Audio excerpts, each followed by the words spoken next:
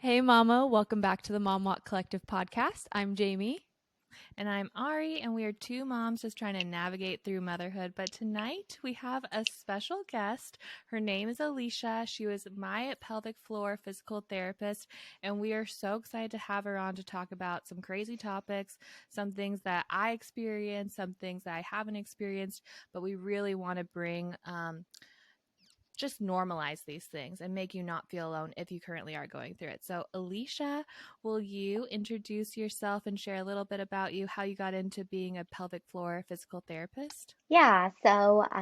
I'm a pelvic floor physical therapist at Hoag, and I, like many physical therapists, started being interested in the field by being an athlete growing up. And I feel every athlete's like, I'm going to go into PT and I'm going to work with pro teams, and I'm clearly not there at Mm-hmm. this point. But when I went to PT school, I didn't even know about pelvic floor therapy. I had no idea it existed, and when I found out about it, I'm like, huh, interesting. I don't think I want to do that. But the more I learned about it, the I saw how important it was and how needed it was, and I kind of looked back at my experience in sports and in gymnastics and being like, oh, I leaked sometimes when I tumbled or I ran and I had to pee every 10 minutes. And at the time, I'm a teenager and I just think, oh, I have a small bladder, but it's really that I had pelvic floor issues. So for me, going into grad school, into PT school, and seeing I had these problems or things that could have been fixed that I could have worked on that I had no idea about, and not someone who is, in the peak of my health or my athletic abilities, I should say. Um, so how many people struggle with this and have no idea there's any help or things they can do and just kind of deal. And you don't have to just deal or live with it. There's things you can do um, to make your life better or improve your symptoms. So that's kind of how I went into pelvic floor therapy. So Amazing. neat. I Ari, I'm can really totally curious. relate. Oh, we do this all the time. The over talking. You go, Ari, and then I'll ask my question. Okay, perfect. Sorry, it's with the Wi-Fi. I can totally relate. I was a college student athlete that wanted to become a physical therapist. So, right there with you. Well, Jamie, I'm what was your curious. question? I'm I just want to know, Ari, how did you and Alicia get connected? Because I really just want to know, like, one, Alicia, probably first hearing from you, do you see a lot of mothers or do you see kind of a wide variety of patients? And then Ari would love to know how you two got connected. Absolutely. Alicia, you want to go Yeah, I first? can go first. So I do see a lot of women who are pregnant and postpartum, but I see people of all ages, young, old, male, female. Everyone has a pelvic floor. Um, we all have those muscles, so I see a variety. But there are a large population is pregnant and or postpartum. Yeah, and how we met was with having twins. I knew I was like predisposed to having diastasis, which is, if you aren't familiar, it's where your abs separate, and it's your abs are going to separate no matter what during pregnancy, like close to the end. But with twins, I was carrying two babies, two placentas. It was probably going to happen, and so I was constantly asking my doctors, like, "Hey, what does this? Does this look okay? Does this look okay?" And at my 6 week checkup, I asked, and they're like, it doesn't look terrible, but we do have like this resource that you can go to. And I was like, I'm going. And thank God I did, because Alicia, when I saw you, I had like what, a 3 or 2.5 finger separation. Uh, I think three, if I remember correctly, but that was a while ago. Yeah, it was pretty big. I had I had a C-section, so I had the C-section scarring, so she helped me with that. Um I also had pain with sex, so Alicia, I'm going to let you cover what that is probably technically called rather than me try to describe that on this phone call. Yeah, so the medical term would be dyspareunia or pain with intercourse. Super common postpartum, and it's not just people who have vaginal deliveries. You can have pain with intercourse after a vaginal delivery, but also very common with a C-section as well. And what causes that? I I'm like so curious about all these things because I had a vaginal birth, but never took up any of these resources. And Ari was actually the first mom that I met that actually went through PT. I do know one other person who actually saw a pelvic floor therapist after she essentially has trauma from, and this is a trigger warning, so if you're listening, I'm so sorry, from sexual assault, that she went through therapy to help work within her marriage. But I'm hearing it now all the time with motherhood and people after birth, and hearing Ari raves about you. She's like, oh my gosh, got to go to PT. It's so great. Yeah, I would love to hear just what usually you're working on with motherhood. And yeah, and then Ari, I want you to tap in because this is so fascinating to me. I'm literally like, I'm probably someone who's also listening to this, like driving in their car. If you're listening to our podcast right now, or you're on a mom walk right now and you're listening, you're like, oh, I'm so curious. What do they actually do? Like, you walk into an appointment and what, they have you do Kegels, like, like that's the only thing that pops into my head. So I am so clueless and would love you two to just both expand on really what that process looks like, and then one from a provider's point of view, and then Ari, I've loved hearing how much it's then helped you, and then just your journey. And so I don't know if you, I'm just going to kind of sit back for majority of the rest of this because I just want to hear, like, you're talking to someone who knows nothing on this side. It's great because then you can bring in the questions. Yeah. So I would love to even start out like, one, like what, Alicia, when you see a new mom, because that's mainly the women that are listening to this podcast right now, what would you encourage them to seek physical therapy for?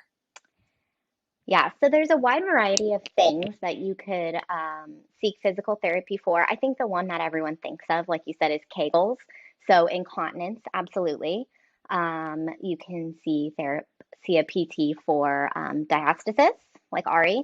Um, if you have any type of pelvic pain, pubic pain, SI pain, pain at your C-section scar, pain with intercourse, um, sometimes bowel issues, constipation, um, fecal incontinence. So prolapse, which we did want to touch base on. So there's a lot of different things. Really, pelvic floor physical therapy is for any bowel, bladder, or sexual dysfunction, as well as especially postpartum for some women who still struggle with pelvic pain after they give birth. Mm-hmm. Ari, did you have pelvic pain with the twins? Yeah, that's where it gets uncomfortable when you have sex. And I learned so much from you, Alicia, when we were talking about this, like why I was going to have pain. And you explained it as because my abs were separating, my pelvic floor had to compensate and tighten really tight. So that made sex really uncomfortable at first, postpartum, to the point where I was like 6 weeks past, they cleared me. I'm like, heck no, stay away. And so, yeah, I think, topics that I would love for us to dive into are diastasis, because one thing you said to me was not just pregnant women deal with diastasis, men with beer bellies do too. Anybody with like a distended stomach is most likely going to do that. And so do you want to touch on that? Yeah, so diastasis can happen to anyone with a stretched abdominal wall, which is going to happen during pregnancy. So it's very, very common in pregnant women. And depending on the study you look at, the statistics vary, but some even say 100% of women by the end of their third trimester are going to have a diastasis. It's just a question of how severe and how quickly do they recover after. But if you can think of, for the moms, when you were pregnant, if you had to kind of like get out of bed and you kind of saw like a cone or a dome on top of your belly, right? That's a diastasis. That's showing signs of it.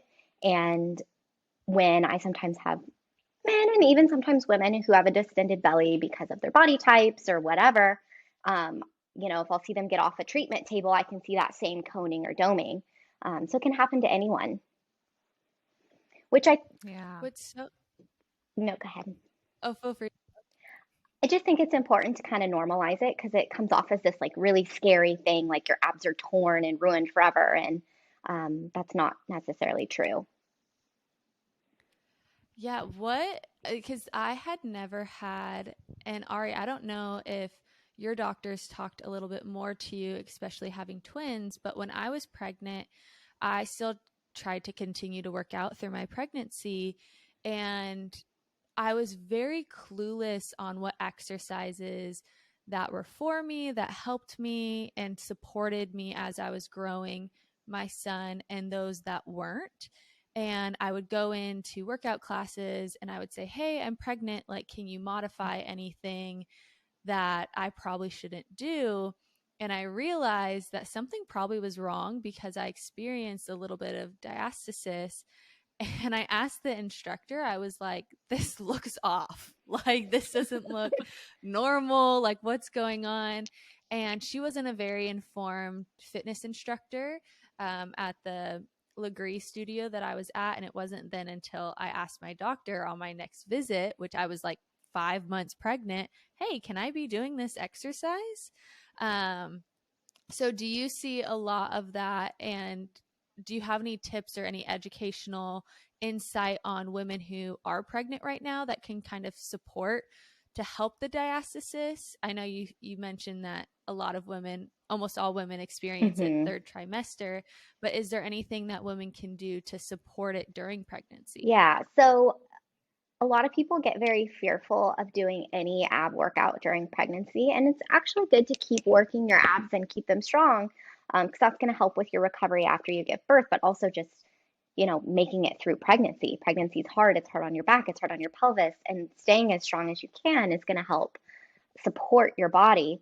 But in general, if you're doing any exercise and you're seeing that cone or dome or kind of bulge that looks kind of weird, it's probably not a good idea to do.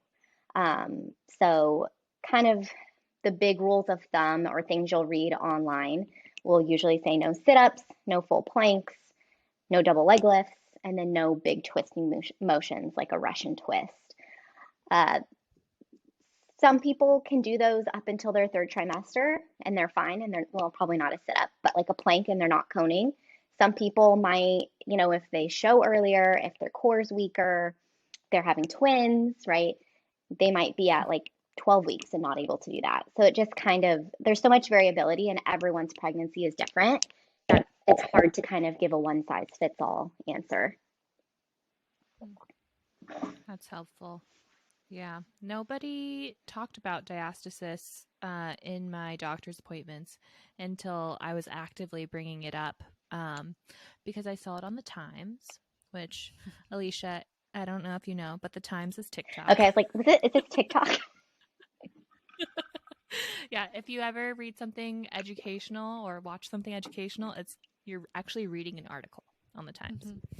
Mm-hmm. Okay, so I saw you for diastasis. I also saw you for C-section scarring, which this was mind blowing to me because I had heard about massaging for your C-section scar so you don't get the apron. I had not heard about using silicone cups, which you used on me. Mm-hmm. And then also you directed me to go to my dermatologist for cortisol shots to help with the scarring. Mm-hmm. And so, can you speak on that? Because I think these are things people have absolutely no idea about to help your C-section scar. They just think they're either stuck with it and they have to live with the pain or they have to live with what it looks like. And I don't think that that's true. Mm-hmm. So C-section scars can be numb, right, after it's done healing. But for a lot of women, they can get pain, they can get hypersensitivity. I have a lot of women that come in and say, if I wear high-waisted leggings or jeans and it touches my scar, it kind of burns or it's irritating. And those are the nerves growing back and hypersensitivity to the scar tissue. And massaging and working on the scar can help desensitize the scar, but also improve the mobility of that scar, which we do care about what it looks like. I mean, everyone does care about that, but it's also what's going on underneath, right? We just see what's on top, but I think, you've mentioned you're cutting through 6 layers of skin, fascia, muscle, and then also your uterus, which is kind of that seventh layer. So it's like what's going on in all those layers, right? And that's where really working on that scar is important because what's going on underneath can also really affect what you see on the top. Um, but yeah, through my experience, I do see people sometimes who keloid or have really hypertrophic or big, thick, elevated scars. And that happens for some people. Some of that's just genetic. Um, and in that case, the next step is to see a dermatologist, doing a cortisone injection, something like that. And that can really help with um, enlarged or overgrown scar tissue. Yeah, thank you for correcting me on that. It's not a cortisol shot, it's a cortisone shot. We're not trying to add more stress to your body.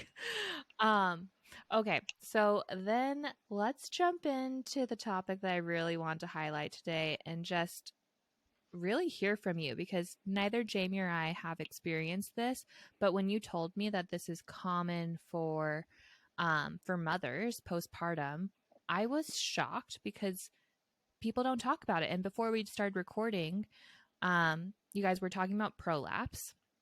And so most of the time when you hear about prolapse, you think about your grandma or somebody older. You don't think about somebody who just delivered a baby who is, young and healthy.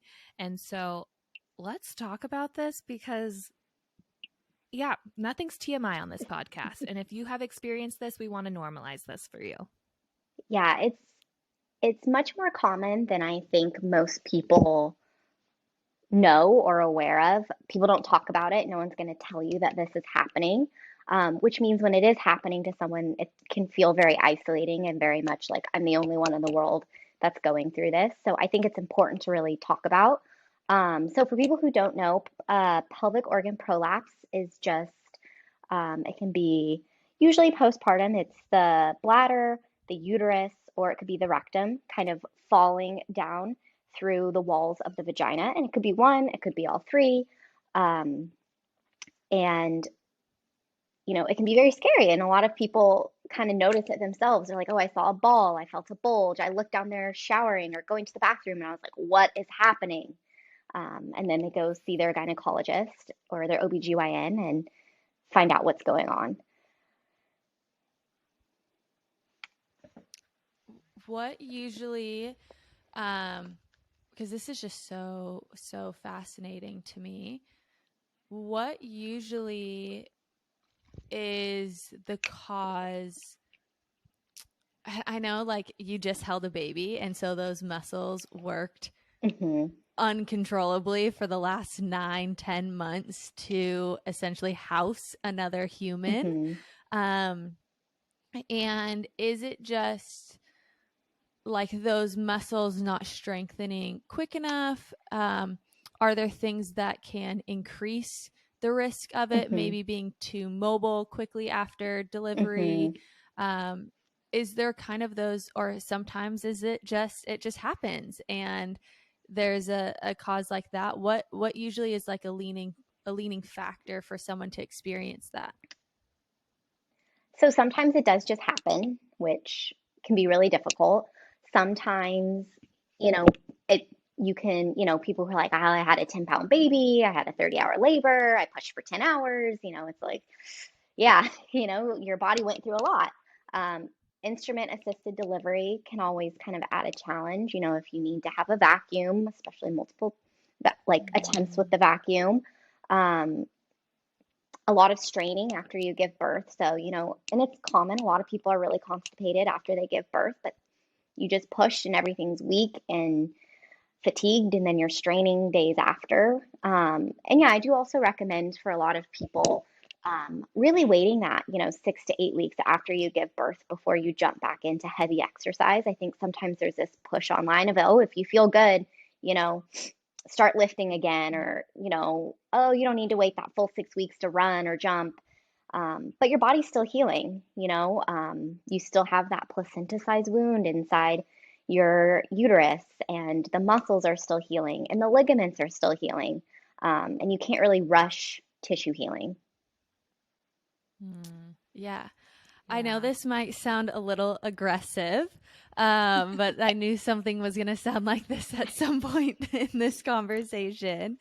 But can you walk through kind of what a therapy session would look like? Mainly because I know, and I only experienced a tiny bit at my 6th week, but my midwife, like, putting her fingers up there and feeling around and having me squeeze and all that type of stuff. And I think that's one of the things. Ari's over here laughing. But I think that's one of the things that maybe cause a mom to be scared to actually go seek help. And even too, like, Ari's the first mom that I actually knew that like sought out any type of PT postpartum. And like I had said earlier, the only one was a friend who was seeing it through working through trauma that was stored there. And so had never really heard of like, okay, you walk in, what is it like? To like you being a female, being able to work on females, how can you comfort women during that? I know that's a lot of big fear of like, really don't want to get stuck with a male doctor. And so how do you walk women through such a vulnerable therapy? Yeah. I think vulnerability really is the best word to describe it, because it is such an intimate place. And I feel as though that caused hesitancy for women even to explore that area until it's past the point of when they needed to go see you. So starting, like any doctor's appointment or any appointment to see someone, there's a lot of intake paperwork, which for a lot of people can feel, a lot of people are like, oh my God, it's a lot. It's like 8 pages.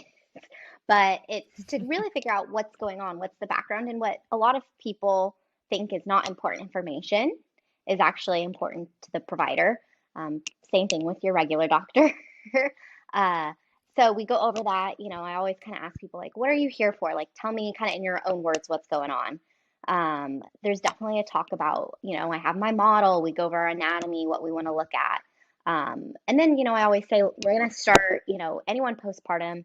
I'm always going to say, if you had a C-section, we're going to look at your C-section scar. We're going to look at your stomach. Anyone who's postpartum, we're going to check for any diastasis. We're going to look at your core strength. And then, if they're having pain with intercourse, we typically will do an internal vaginal exam to look at the pelvic floor muscles. And also, if they did have a vaginal delivery, to check for any scar tissue, if they tore or had to have an episiotomy, to see if it's tender, is it restricted. If there's incontinence, we can do an internal assessment as well, because that really tells us how effective the Kegel is, but also to see if it's not so much that someone needs to be doing Kegels, but do they need to actually relax their pelvic floor more? Are the muscles being so tight that it's not functional? So, obviously we always ask for consent before we do any internal exam. And there are things we can do external to start, and kind of, for people who are like, I'm really not comfortable with that, I don't want to do that. There's things we can do external and kind of say, you know what, we'll start with this and kind of see where you get. And if it works for you, great. And if it's not working, we might be missing something because we're not doing, a full assessment. And we can see if we can go there when we're ready and when you're comfortable. And if we're not, then we'll talk about what's the next step. Yeah. And I'll jump in here, because if you are at that point where you are postpartum and sex is painful, or you're dealing with incontinence or anything where that they might have to do an internal exam, I did it. Alicia and I were having a conversation about our weekend, and she was helping me out down there. And, it was, I just have to add some humor into this episode, because my husband and I were on the phone because he took the babies on a walk during that appointment. And I called him. I was like, hey, I'm ready to get picked up. He's like, hey, how was your appointment? What'd you guys do? I was like, I will tell you when I'm in the car in privacy, like not in the public, because nobody else needs to know what just happened that I don't know. But now all of you guys know. And so that way I want it to not be weird. Obviously, you have to have like a provider that you trust. And Alicia was somebody that I could trust, and did not make it awkward, and just kind of, like, I knew it was a professional setting. I knew that she knew what she was doing, because she did bring out her model of the pelvic floor and showed me what she would do. And so that gave me like just reassurance of, okay, that's what she's going to do. I'm going to lay on this table in my private room and we're going to take care of this. And then we'll move on to my diastasis. And just, I knew it was part of the bigger picture of like, these muscles had to be loosened up because they had been working overtime, and like there was no way that we were going to loosen those up without doing what we did. Unless, Alicia, am I misspeaking and we could have? That is really the best way to do it. For some people, if they're really not comfortable with that, there's also options for at home using dilators, and some other tools. Um, I find that that can be really helpful for some people. Some people need both dilators and the internal treatment to be as effective as it can be and to make progress as quick as possible. I always tell people if you're never comfortable with something, whether it's in PT, pelvic floor PT, or with your regular medical provider, always say, what's the other option? And sometimes it might take longer to get to where you're trying to go, but or it might take a little more work, or it might not be the easiest way, but if it's what you're comfortable with, that's what you should do. Really Yeah. good. What is that appointment that you have with your OB and it's a pap smear? Honestly, what we had, well, that sounds awkward. What you provided for me, Alicia, was less uncomfortable than my pap smears. Those are awkward, and like just that thing that has to go and that's cold is like, no, thank you. Speculum. So anybody listening, it's better than that. Ari, will you kind of walk through like your journey with PT? Like just kind of, you went in knowing like, okay, I had twins. I want to take advantage of this resource. Can you even share more on like, did you have any idea what was going on, or like, things started to resonate? You're having pain during sex. You knew you'd have some sort of diastasis due to twins. But can you walk through like just the journey and even the growth that you've seen by actually seeking out help and then following through with it? Yeah. Well, when I went because I advocated for myself in my 6-week checkup and was like, I need something. And so when they offered the resources, I was like, okay, perfect. Let's jump on it. So walking in the door, I just shared with Alicia everything that I was experiencing. And then she said, okay, this is how we can work on those. And so, sorry to interrupt. Do you mind sharing everything, or like, will you list it again if that's okay? Yeah.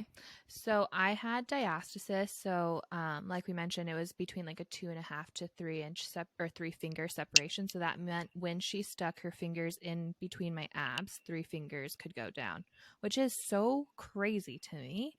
I also had my C-section scar. So that was really tight. And if your C-section scar is really tight, then people get the apron. And so I have that.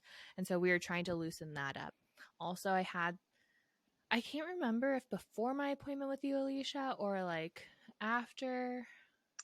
Either way, I was terrified to have sex because I was like, just terrified. I know I'm not sure if when you first came in, if you had attempted it yet. So I don't know if you knew yet if it hurt, is what I remember. Yeah, maybe it was when you did the internal exam that I realized, yeah, this freaking hurts. And can you, I know this may be TMI, but I'm coming from someone like, do it. I haven't been with a partner after having Lincoln. So again, I don't even know. And possibly whenever I get married next, which could be years down the line, who knows, I'm gonna be like, oh my gosh, Ari, I need to go to PT. But like, was it tight, painful, sharp, painful? Can women experience all of it? What did you experience? Because I think that's even to someone who maybe is just in the newborn phase is like, oh my gosh, like, because they hear these stories.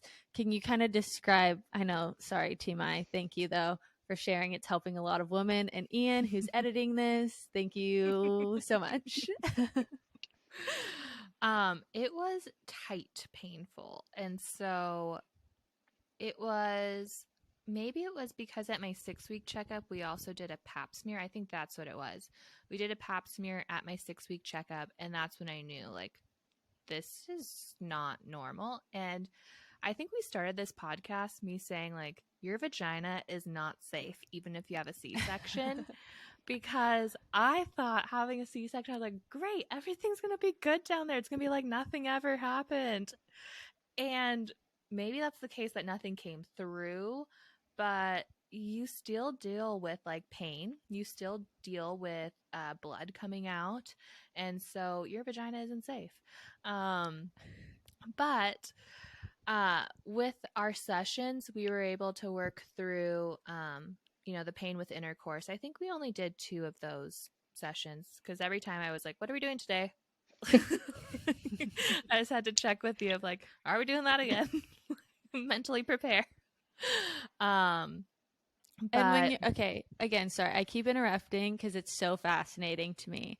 But Alicia, when you're doing a therapy to help essentially relax those muscles, can you help in the best way possible? Because I know we don't have visuals or anything. It's all just you're able to communicate for who's listening.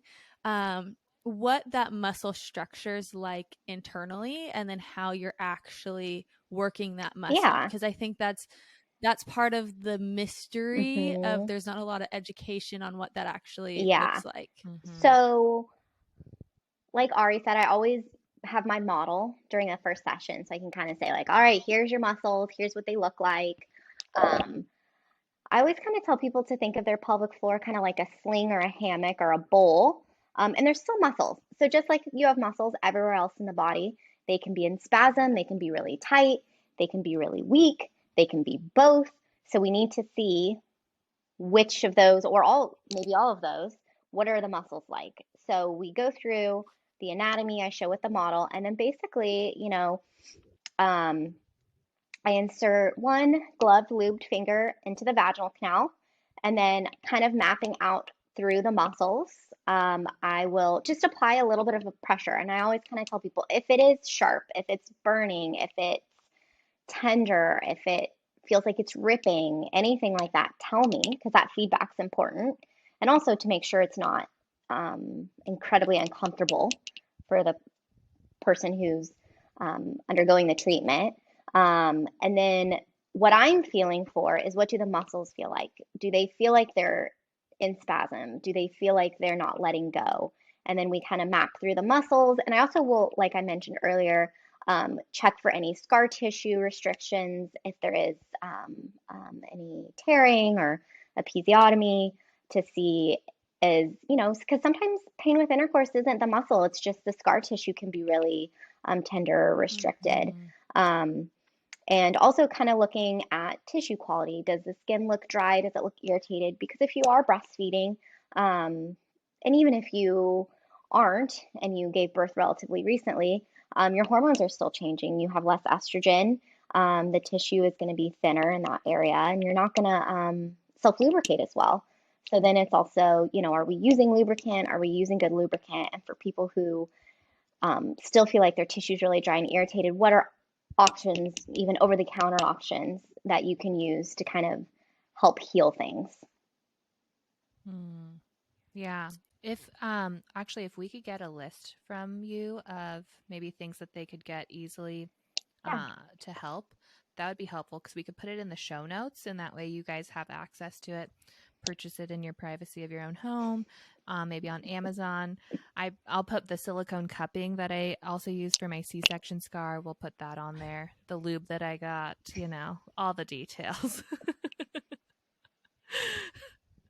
I love it. So good.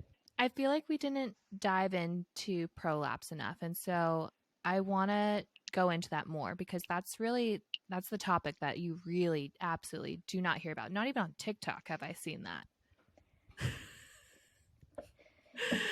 So will you share kind of what that therapy looks like, and how, you said somebody might be able to like actually see it themselves, but then once they come into the door with you, how do you guys start treating that? Yeah, so again, it starts with really looking on at what's going on with their pelvic floor muscles. Are they tight? Are they weak? Are they just weak? We always want to look at core strength because really, your pelvic floor is part of your core. So we want to see, are your abs working? Is your pelvic floor working? Are you able to use your breath? To really make sure we're not doing anything that's putting more pressure down on the pelvic floor and your pelvic organs. If someone's struggling with constipation, we talk about, okay, what can we do to manage the constipation? What can we do to make it better? What can we take? Because if you're straining every day to have a bowel movement, that's not nice to your pelvic organs and your pelvic floor, especially in the first couple months after you gave birth. Everything is still recovering. And then, it's a lot of strengthening a lot of times for prolapse, working on your pelvic floor muscle contractions, working on your core, but also your glutes, your lifting technique, and a lot of strategies too on, okay, we're working on your constipation. How can we lift better? How can we hold the baby better? And then if we need to, it's what's the next step, right? Because PT is always the most conservative care for almost anything, really, right? It's not surgery, it's not anything like that. But if PT is not working, what's the next thing? Or what can we do in conjunction with PT to kind of get the And would results? that be like vaginal reconstructive surgery might be the next step? It could be. I always tell people, and I've even had, I've told people this, and then they've seen specialists or surgeons who a lot of time will say the same thing. You always want to wait about a year to see what your body does. If you are immediate postpartum and you have a prolapse, it can recover. Your body's still healing. It took you 9 months to make the baby. You're not going to be better in 8 weeks. It's just not realistic. And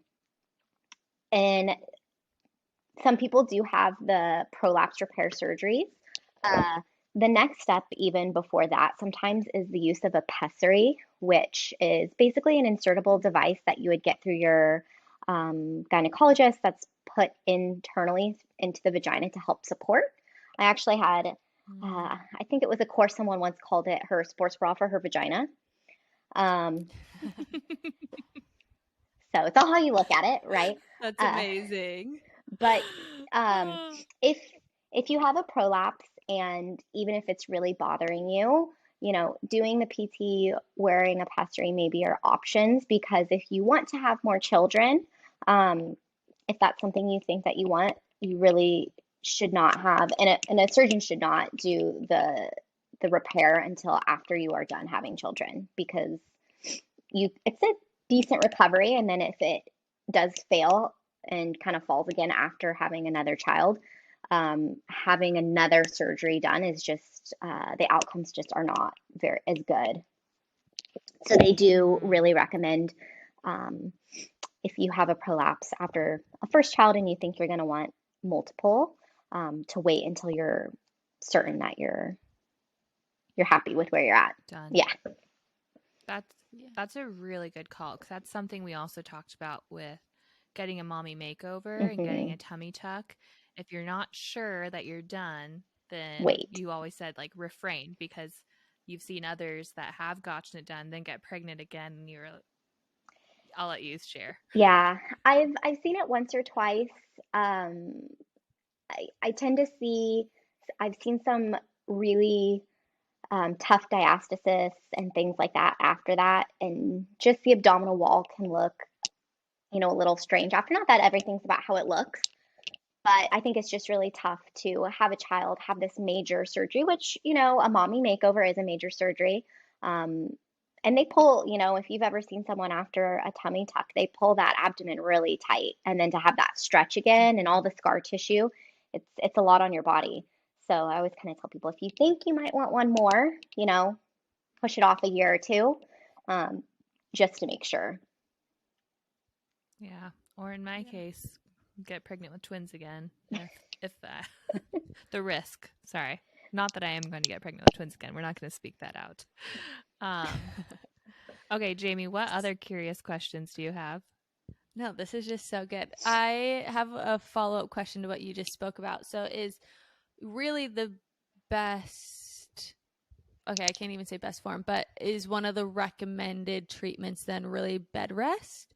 Because, or is it just being really aware of, always wearing a pad in case, there's a little trickle, or, don't do certain type of exercises versus this, like, Hmm. is there kind of a protocol that way? Again, I don't want you to speak, and anyone who's listening, we recommend you go see a specialist so they can recommend the best treatment for you.